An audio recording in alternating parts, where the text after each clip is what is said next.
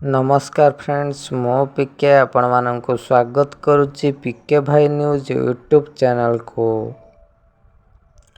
प्रधानमंत्री किसान सम्मान निधि योजना रे 18तम किस्ती को नहीं आसला बहुत बड़ खुशी खबर जाकि यही दिन आसब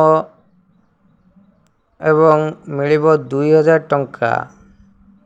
तो केबे आसीबो कौन आसी संपूर्ण अपडेट चलतु जानिबा वीडियो माध्यम रे।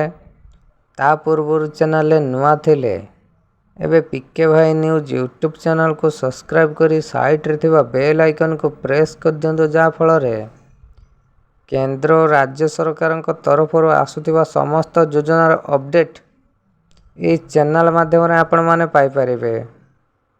एबे चलतु जिबा संपूर्ण वीडियो उपरको।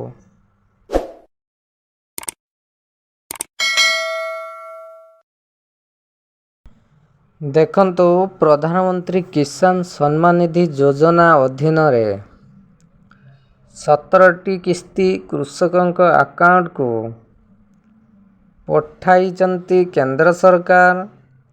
वर्तमान कृषक माने 18तम किस्ती पाई अपेक्षा करिचंती। प्रधानमंत्री किसान योजना रे 12 कोटी कृषकों को खूब शीघ्र 18तम किस्ती प्रदान करिवे मोदी सरकार।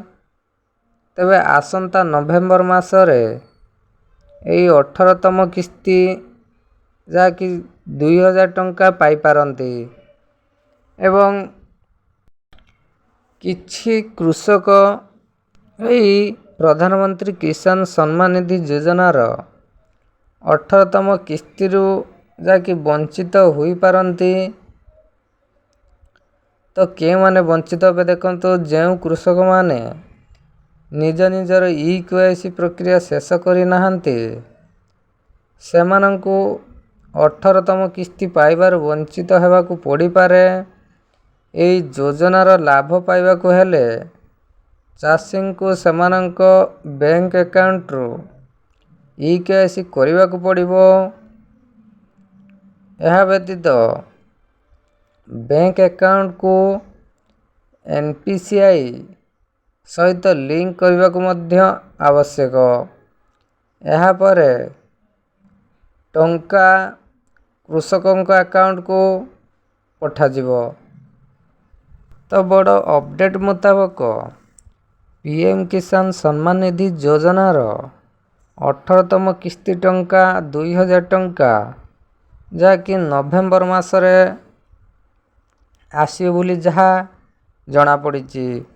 तो यह तो थिला आपण मानक पाई बहुत बड़ अपडेट न्यूज। यही भली इंफॉर्मेटिव वीडियो पाइबा पाई आम चैनल पीके भाई न्यूज यूट्यूब चैनल को सब्सक्राइब करी साइड रे थिबा बेल आइकन को प्रेस कर दियंतु, जा फल रे समस्त योजनार अपडेट चैनल माध्यम रे आपण माने पाई परिबे।